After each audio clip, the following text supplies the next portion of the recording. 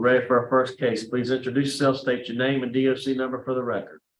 Larry Thomas, 325020. Right, Larry.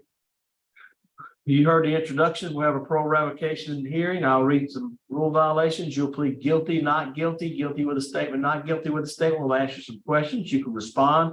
At the end, you can make a statement. We'll take a vote. You understand the process? Yes, sir. We have Mr. Matt Kellner, who will the attorney who will speak at the appropriate time, and Mr. Brian Lars here who will speak at the appropriate time. Thank y'all for being here. Can you read and write, sir? Yes, sir. You have a parole revocation questionnaire in front of you? No, sir. Okay, let's put it up on the screen here. That's a parole revocation questionnaire. Is that your signature at the bottom? Can't see it. That's it? The one that I had, yes, sir. Yeah, that's your signature at the bottom? Yes, sir. That's great. All right. All right, Larry Thomas, DOC number 3250020.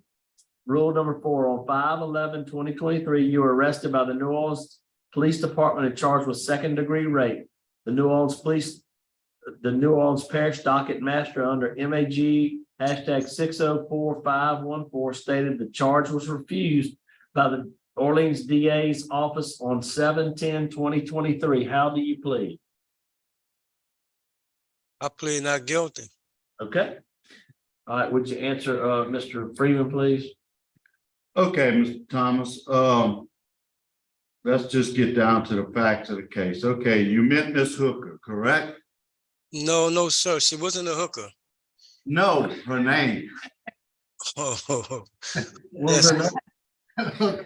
What was her name? Irish. Irish Hooker. Okay, you met Miss Irish Hooker. Yes, sir.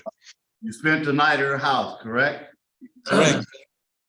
She willfully let you spend the night at her house, correct? Correct, sir. Did y'all have sex? No, sir. So you claiming no intercourse. What about the text messages? Explain them. That was my girlfriend texting her, trying to find out, did me and her have sex? She was texting her like as if she was me. Okay. I called her at 3 o'clock in the morning texting Miss Hooker. Okay. Okay. And the DA has refused these charges. Yes, sir. We waiting on, they said the only way they'll pick them back up is if they get a results of a rape kit with your semen.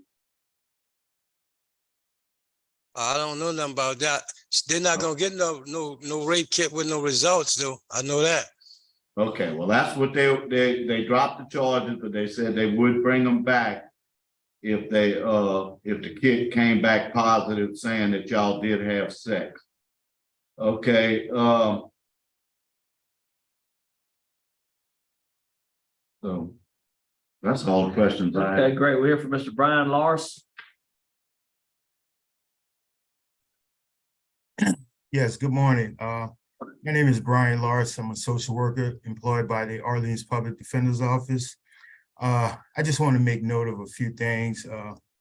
Larry doesn't have any sex-related charges associated with in his history.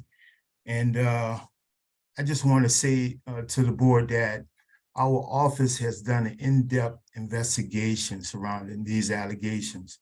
And we feel very confident that Larry is innocent. But with every case that I deal with my clients, you know, I always try to help them see what part they played in any situation that they find itself in. And I think Larry agreed with me that you know, he can work on being more independent. You know, because if he worked on being more independent, you know, he wouldn't find himself in this type of situation. So me and Larry developed a reentry plan. And I think that this plan will address his needs to build on his independence. We work closely with First 72 Plus, where, you know, Larry can receive some mentoring and participate in peer support groups and learn coping and life skills. along with working with myself, I'll be actively case managing Larry's case. Also, Larry has secured housing with a long-term friend he's known for over 40 years. So he'll be returning to a healthy living environment. And he also can return back to work at automotive in detailing employment that's located near his residence. So yeah, we feel confident. We've done an in-depth investigation on this. We feel strongly, about Larry's innocence, and we'll be definitely. I'll be definitely working with Larry to help him build his independent skills and help him to progress moving forward. All right, thank you. Thank you for your comment. Mr. Kellner, would you like to make a statement? Yes, Your Honor. I would just like to supplement a couple of the written materials from Mr. Larson, Mr. Thomas's comments.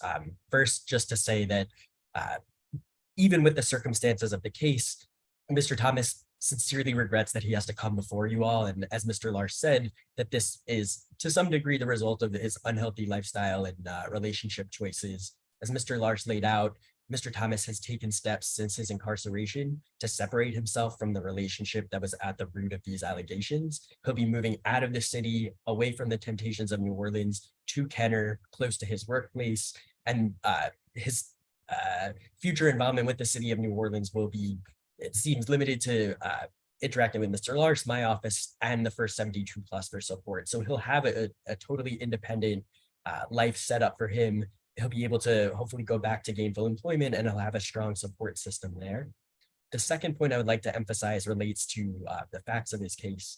And I'd be happy to answer any specific questions you all have. I recognize this is not a trial or anything like that.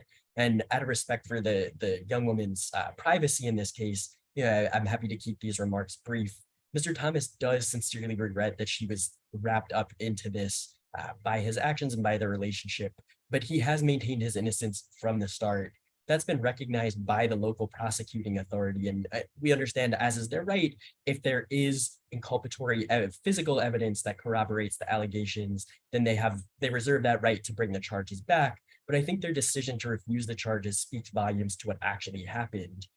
I could also speak from personal experience. Mr. Thomas's now ex-girlfriend, we'll call her JD, came into my office shortly after his arrest. She spoke with me and an investigator at length. And what she told us was, at the time this incident happened, she and Mr. Thomas had been feuding. They had gotten into an argument. She had told Mr. Thomas to leave her house. That was the night he spent with the alleged victim in this case. When he came back at her invitation, his ex-girlfriend's invitation, she was still frustrated and harbored suspicions about what had happened.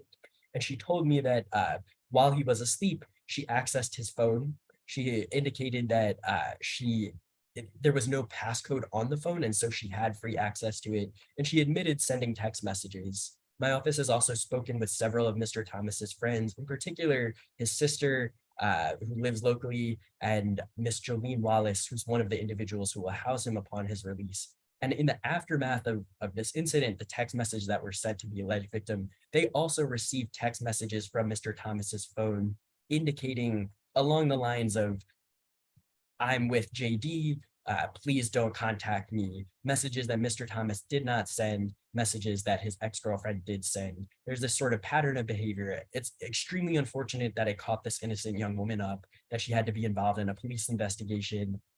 Mr. Thomas, everyone involved in the case, deeply regrets that that's the case, but it still speaks to Mr. Thomas's innocence, and it's unfortunate that he has to come before the board as a result of these allegations that he did not commit. So I'd be happy to answer any further questions. Great, thank you. All right, Mr. Thomas, would you like to make a statement on your behalf? Yes, sir. Yeah. Your Honor, I was caught up bad in this situation, and I am not a rapist. I come from a family of 5 sisters, a mother, and I have a daughter of my own. I was taught better than that, and I would have never done anything to hurt that woman. It's just that my girlfriend, she was so obsessed to where she fell along with the program to get me caught up to get rid of me. And here I am sitting in here 3.5 months for something I didn't done. All right, thank you. Thank you for your comment. Found fair to vote, Mr. Freeman? Yeah, my vote today is to do not revoke and add the special condition that you go by the first 72 and follow any of their recommendations, and that you stay away from this Irish hooker. All Yes, right, No contact whatsoever. yes, sir. right. Mr. Marabella? Let me ask you one question before I vote. Your lawyer said ex-girlfriend, you said girlfriend. What is it? X, All right. definitely X. Just checking your judgment there. So, Do with that, no more, sir. all right, my vote would be likewise the same. So good luck to you, sir. And I vote do not revoke as well, the return of supervision. 3 votes do not revoke. Good luck to you. Thank you. And we'll adjourn 10:53, Orleans. Yes, sir. Thank you all.